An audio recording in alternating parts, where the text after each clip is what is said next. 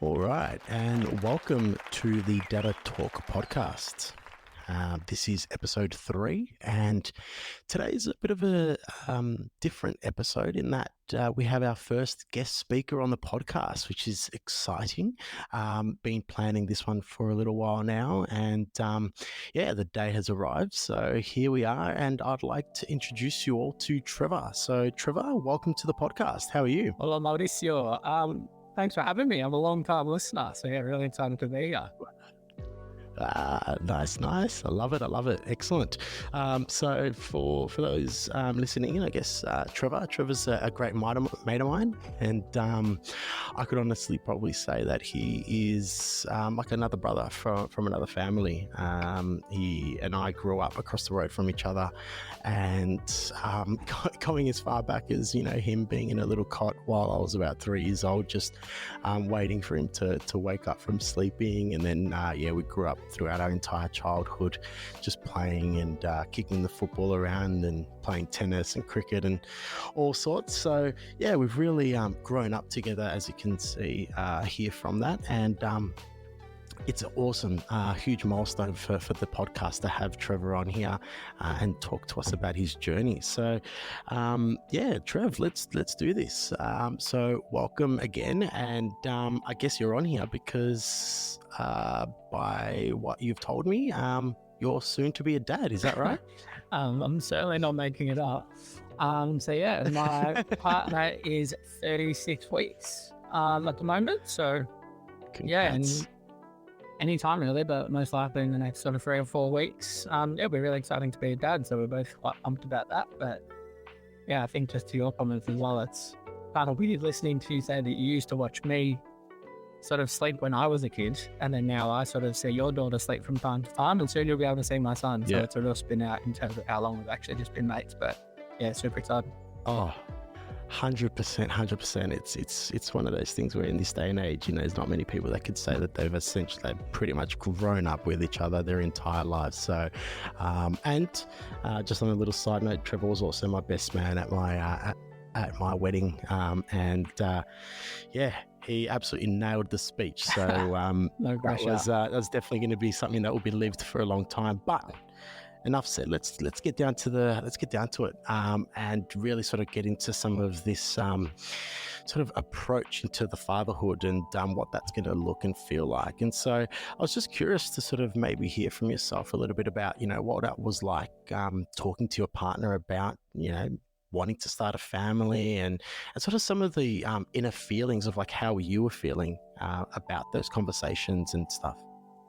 It's a good question, and after listening to a couple of the other pods, I think it was weird when I was trying to actually place when we first started talking about it. There wasn't a specific moment.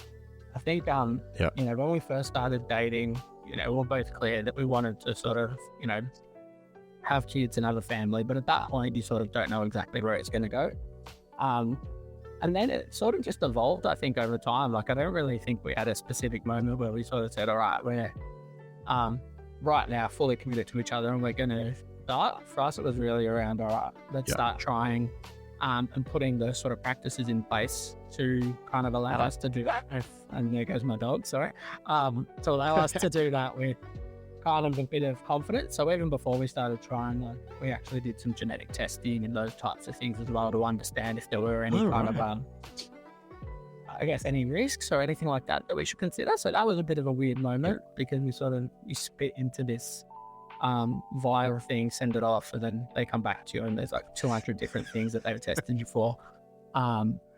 What was that like, waiting for those results? I'm sure that would have been quite nerve-wracking, or... Yeah, it was a bit weird because you never know, but I think the way a lot of it works is you both have to be carriers for some of the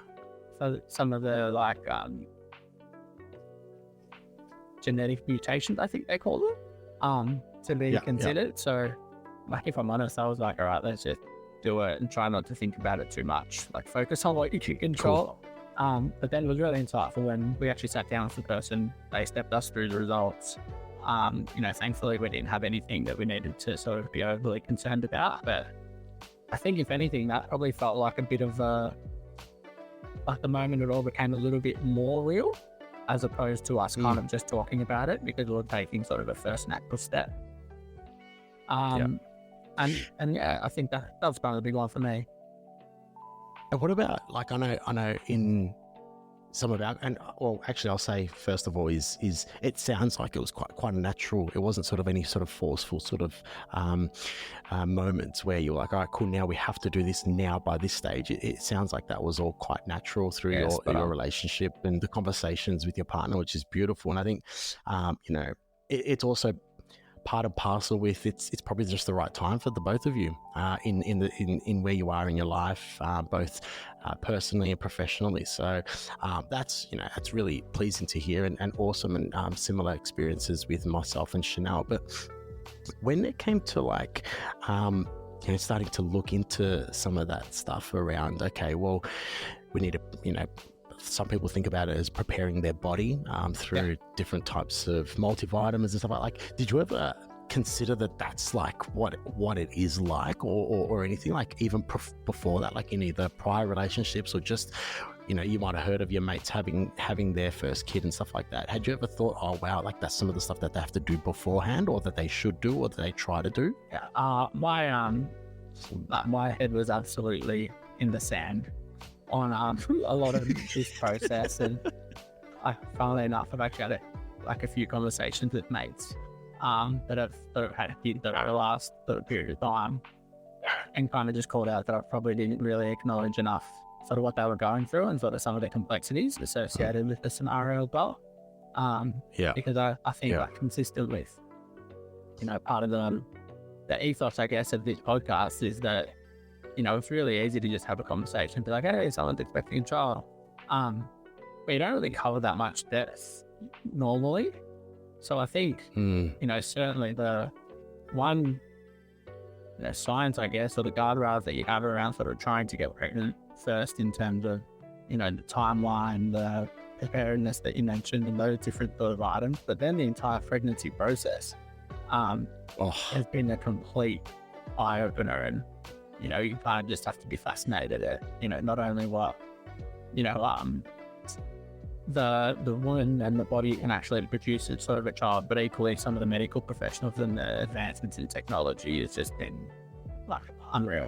Dude, mind-blowing, isn't it?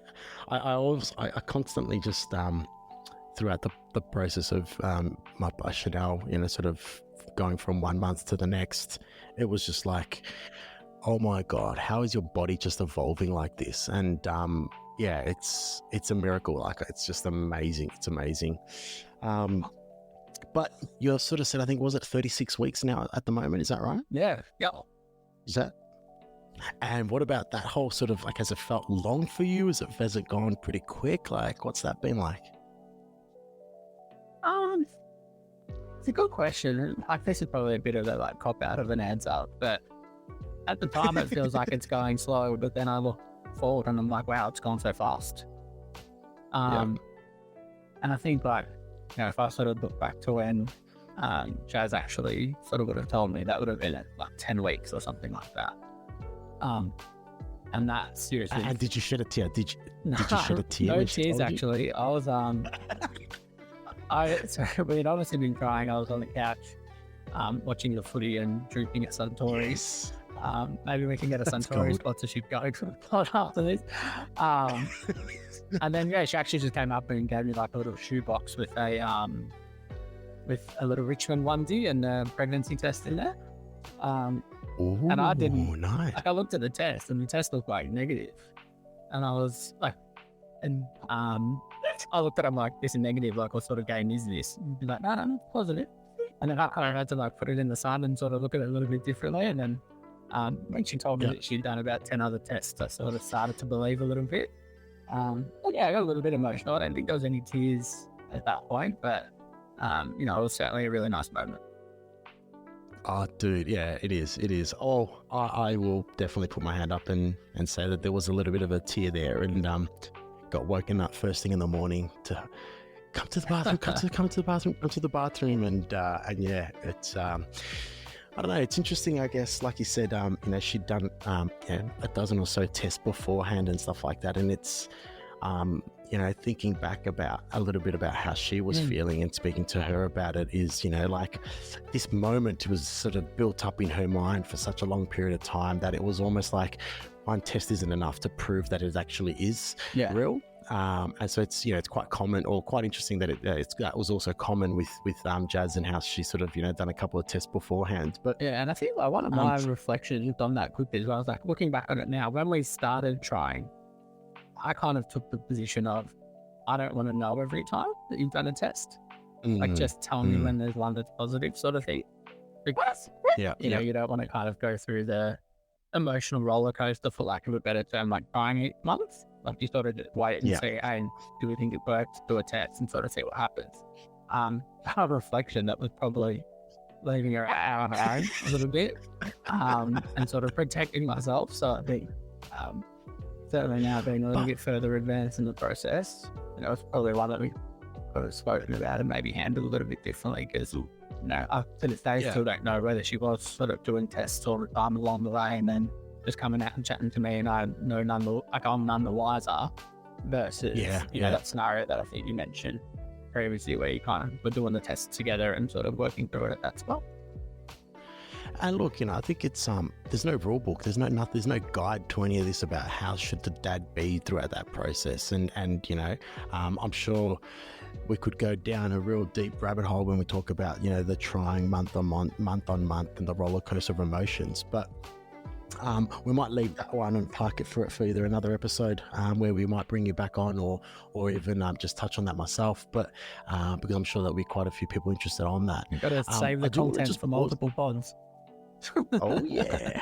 No, but what I do want to do is you really touched on something that I just wrote down a moment ago, which is how you would, I guess, engaged in some of your conversations with your earlier mates who had gone through this and had their child and so forth. And I think even off the top of my head, you're the godfather to a couple or a few kids there, but through your friends.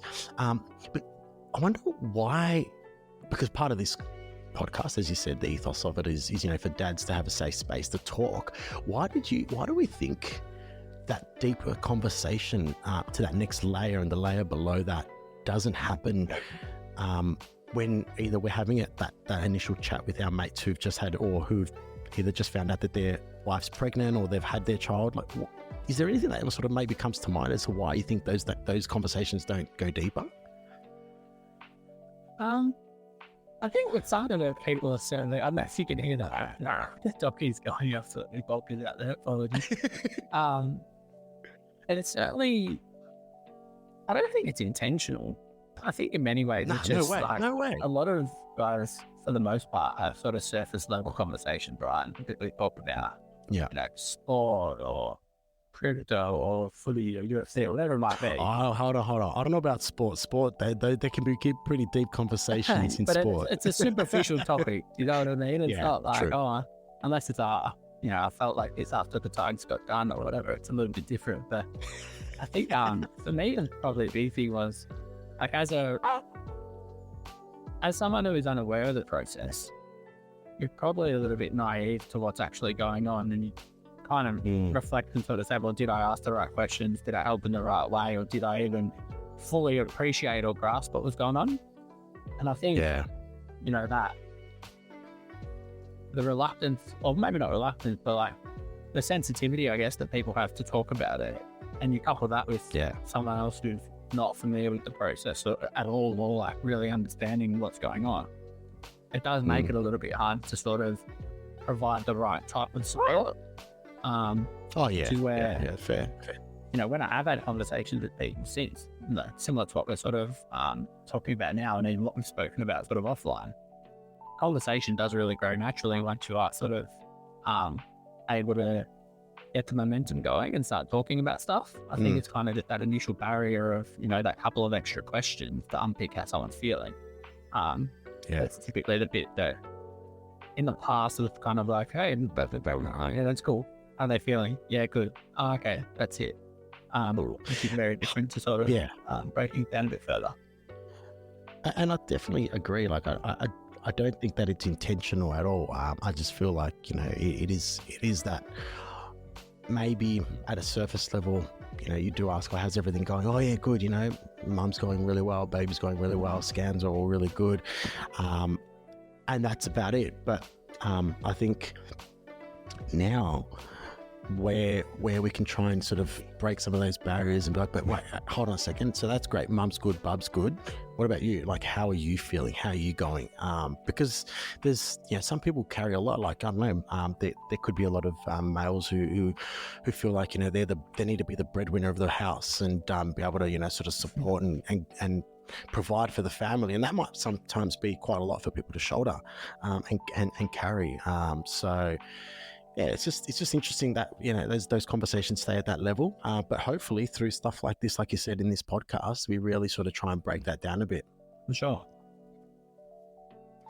And so now we're, I guess, sort of coming towards the tail end of it all. Just looking back at it, at this whole sort of journey that you've now been on, has there been moments of like hands on the head going, what the hell is going on? I don't know. I need to either speak to someone, I need to ask someone questions, I need to read up on something. Like, has there been sort of some of those moments? Like a couple times throughout, but I'm feeling surprisingly at ease kind of with everything and just trying to control what I can. There's certainly been a few moments where I've sort of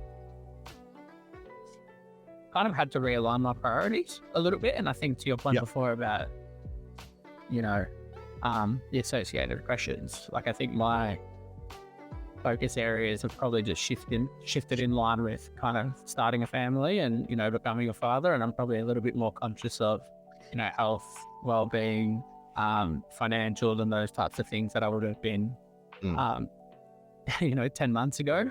But I think that's natural. And then outside of that, I feel like I've got a really good support network of people who have either had kids or that I really trust in terms of just being able to have sort of combos with anything that I'm unsure of. And, Jazz has been absolutely amazing in terms of doing a lot of the actual research into sort of key things that we've spoken about and sharing that information and making sure that I don't feel like I have any blind spots in terms of my knowledge. I'm sure once the baby arrives, there's going to be a whole bunch of stuff that I've got absolutely no idea on. But at this point, I kind of feel like I've done as much as I can at this point to sort of be ready. So it's about just staying composed, creating a good environment at home and getting ready. Dude, you nailed a couple of things there. One, the environment at home. Like, I reckon that is mega, like, key to things. And even I remember when we were in the room, I had like just relaxing music playing in the background. It was quite funny throughout the entire labor, which was pretty cool. And yeah, he sort of forgot about it like 5 minutes into the labor. But what I guess where I'd probably say and express a little bit about sort of me during that time, I sort of almost felt like, and I don't know whether this is just me being OCD or whatnot, but it was almost like I had a couple of tick boxes, and you covered a couple of them, like, yes, you got to have a stable job and stuff. And so for me, I was like, you know what, I wouldn't feel comfortable bringing in a child to this world if I can't financially be in a stable position to provide for my family. Like, and that was just me internally as a tick box to be able to be like, you know what, I want that to be ticked. And you never, what does that actually mean? Is that, you have to be earning a certain amount? What does that have to look like? And that's, sort of intangible, but it's more just like sort of going, okay, there is some solid stability here.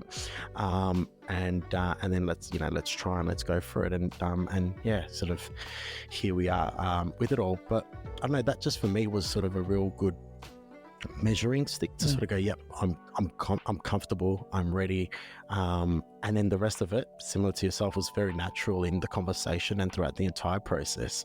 And I know offline we did speak a little bit about researching a little bit on that first poo that the baby has. So I remember you're extremely excited about that one. That was probably the moment where I was like, it felt real, because I was like, we're going to deal with that. And I'm probably in the fortunate position here where I'm probably still at that phase where I feel like I'm prepared, like I kind of know everything. Not know everything, but you know what I mean? But I think, when episode 2 with me on the pod happens in 3 months, I suspect there's going to be a whole bunch of things I wish I hadn't looked up earlier. Or looked to understand earlier. I will somehow try and work out some of this tech to go, okay, now let's listen to you 3 months ago and let's listen to you now and play back some of that recording. But no, look, I think, it's been awesome having you on, and I don't want to take up too much of your time because I know it's getting a little bit late, and I'm sure Jazz might need some, sort of tender loving care and massaging of the feet or the hands or something. Should be, sort of needing that. But well, actually, one final question. How's she going? Because I think has she finished up work yet, or is she still working? So she finished up on Friday. So a couple of days into maternity leave now. She's certainly getting to the point at the moment where he's all starting to be a little bit uncomfortable and and just physically it's kind of a little bit harder, but she's doing an amazing job of staying positive, being a real trooper around the house, and still managing to get a lot of the Christmas shopping and those types of things done as well. So, wow. Yeah, I just help out however I can. But yeah, she's doing amazing. Oh, mate. Watch that shift change. Just sort of as present as possible is what I was trying to do. And even if it was just meant that, it was cleaning the dishes, well, that was something that less she had to worry about. And it definitely gets hard towards that tail end, mobility wise. So look, thank you so much for jumping on, and first of all, being our first guest speaker, but also just, I guess, being comfortable and opening up on sort of your experience so far along this journey, and I really do hope a lot of our listeners can take something from this. And you and I are no experts, and that's definitely not something that this podcast wants to be. Is be experts like we think we know everything. It's just really all about just talking and sharing experiences, and like I said, there might be a couple of things that might resonate with some of our listeners. So. Any last parting words from you, Trev, or No, thanks for having me on, and thanks for, I guess, all the work you're doing at the moment to sort of grow this and make it more comfortable for I guess people to be the best partners they can when they are going through this really big life-changing event. So even if it can just make a small difference to a few people, I think it will be a job well done. So well done. Oh, thanks, mate. Thank you. Appreciate it. Yes. Oh, mate, can't wait. But look, I'm sure offline we'll be catching up, but otherwise I do want to just wish both you and Jess all the best, and I'm can't wait to hear the good news in a couple of weeks once Bub's arrived. Thanks. But thanks, mate. You're an absolute champion, bro. Thank you. Have a good one. See ya. Take care. Bye. And that now brings episode 3 to an end. Again, a huge thanks to everyone for listening. A huge thanks to Trev for his time and for willingness to share his experience so far. So, look forward to episode 4 and also bringing along more guests onto the podcast to just share their experiences. Thanks, everyone, and hope you all look after yourself. Take care. Bye-bye.